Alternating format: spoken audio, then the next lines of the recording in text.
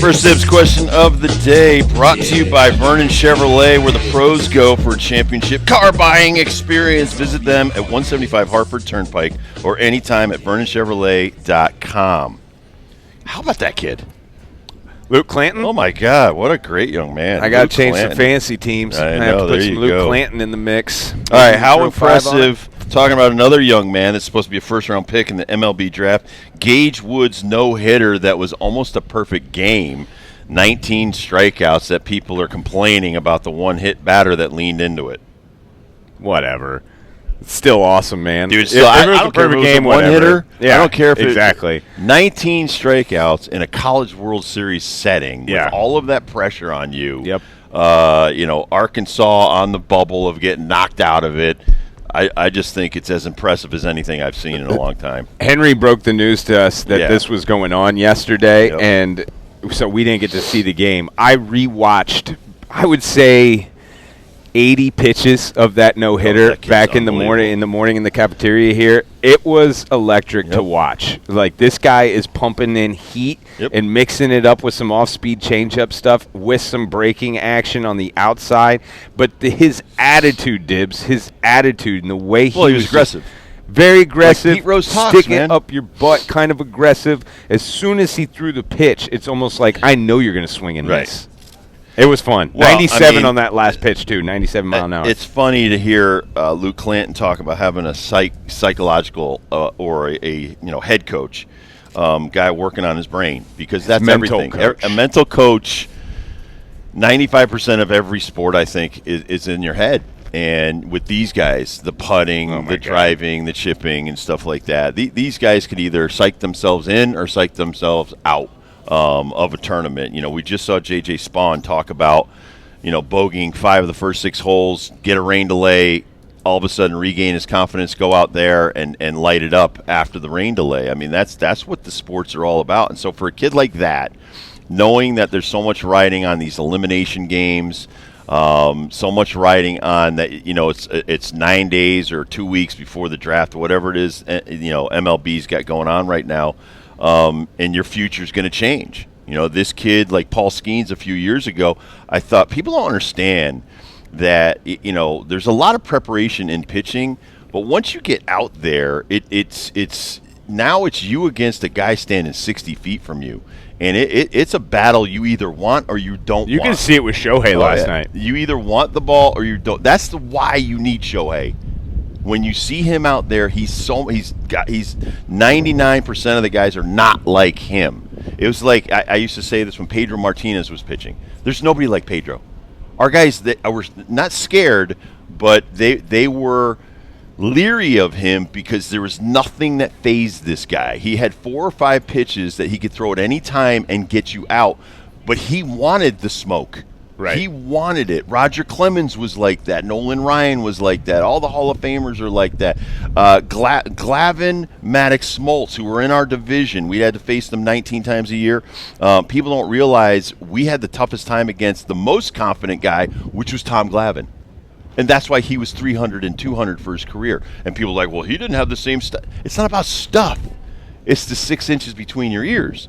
And so that's why, like, when you said, hey, he looked like he wanted the challenge, and that's the kind of guy, if they do go all the way back to the championship game and get there by the end of the College World Series, I would love to see that guy pitch again. And I was kind of poo-pooing it against the Cinderella Murray State. And then when I rewatched the game last night and look up all the Murray State stuff I could, dude, they're no slouch. Like they got 5 guys that are hitting 3 above and a couple guys that are hitting 350. And they've seen great pitching all year long, and especially on Fridays.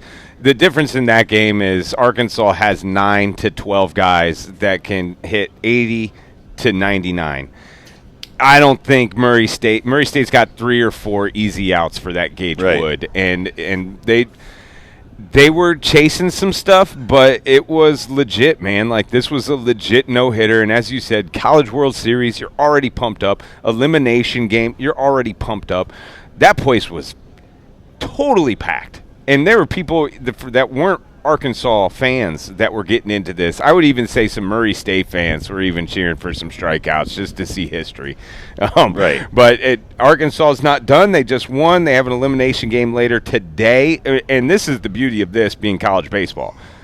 That start, even if he doesn't throw a no-hitter, to throw a complete game in that moment, day 2 after you lost the first game in the College World Series, that has really set up Arkansas for success with their pitching staff now moving forward. Well, and think he struck out 19 guys out of 27 outs. I mean, to me, you're striking out, and that there's no balls put in play. There's no, nothing's gonna, be bobbled or an error on your defense, so you're not putting pressure on your defense. Right. You saved your bullpen for the next game, which is huge. So when you're talking about everything that Gage Wood did for his team, that's where reputations are made in the College World Series. There's guys. I'm watching the Angels. They had 2 players, one kid that was drafted first round, I want to say 21-22.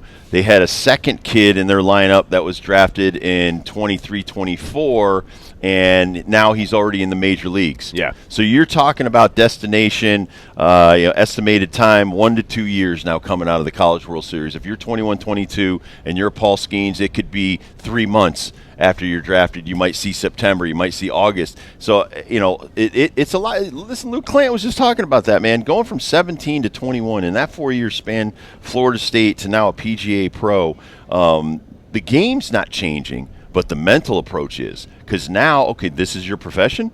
Now you got to show up, and you got a lot. Like you nailed it. You've got a whole support group that you support. Yeah. They're not giving you money to That's go play golf. That's the pressure. Your income, your winnings, your sponsorships all pay for your agent. If he's not getting paid, he's not coming to all these tournaments with you and stuff like that. He's got other clients that make him money. Your caddy, all your travel, all that kind of stuff. I mean, we've talked to a bunch of these. Cody Gribble, he's going tournament to tournament just to make ends meet. Yeah. But then when you win one and you get that 1.2 million and you could bank some of it, now you can maybe get a house. Now you can maybe start a family. Now you can maybe do a few more things. So for a Luke Clanton or even this Gage Woods, when you talk about the future for this guy, he just put himself on a lot more teams' radar. And I would say if he was going to be a first round pick at 15, he's now a first round pick at like 5 to 7. Because that's significant money too. It's significant money. As far as everything's slotted. The first pick's going to get 8 or 9 million, and then it's like 7.8 and 7.4 and so on. But for me, it's if I'm a scout and I just watched that, and like you just said, you watched it back, and you're like, now you're watching his demeanor. You're watching, okay, what was the magnitude of this game? I'm not a big guy on this was a high leverage situation. Every situation at the pro level or in the College World Series is a high leverage situation. I think it's a stupid term. But for me, it's more about how did he deal with that?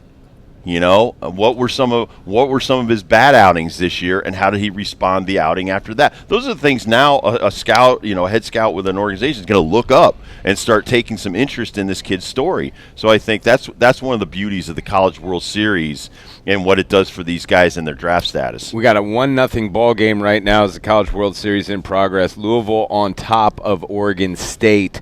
The Angry Beavers versus the Angry Birds. That is an elimination game. LSU won earlier, so that puts UCLA down in the elimination game with Arkansas later on tonight. So think about UCLA, man. Like UCLA had to play today or play last night. Yep.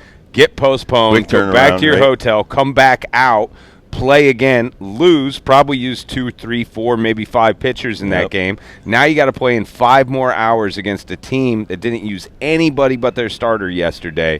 UCLA to win against Arkansas, which can easily happen, it's still a tough task for them to try to pull off. And then now you got to move forward. It's not like it's over. Like you got another game that you need more pitchers for, so Well, I think it's funny because the Murray State coach, and he was great after their loss yesterday. Yeah, that whole fan base was too. They were great. But he talked about this, like 10U baseball now, AAU, they play 2 or 3 games on a Saturday or Sunday.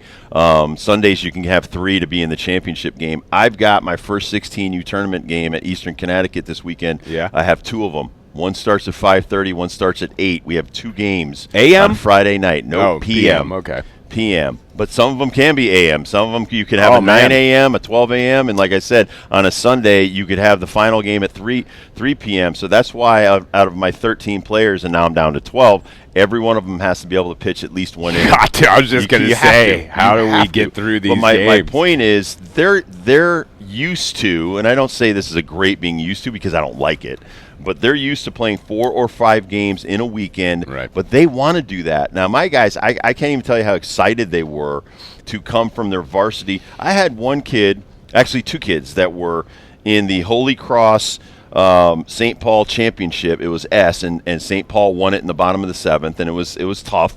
They came right back the next day to play 2 games for me the next day.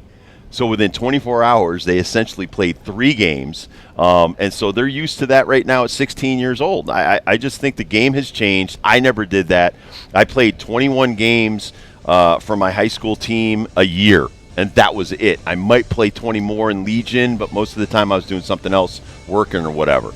So these kids today, mentally, I think they can cope with it. Physically, that's a different story. I think this kid's going to be decent. I mean, I like his attitude. He's not like a Randy Johnson where it looks like, wow, this guy's 20 foot tall. I mean, he's beefy, he's big, right. But I just love the attitude. I pray for their health. I want them all to be healthy. All right, when we come back, Ben's got a new game for us. We're going to do Rob Dibble Show golf etiquette and talk about what you can do at the golf course.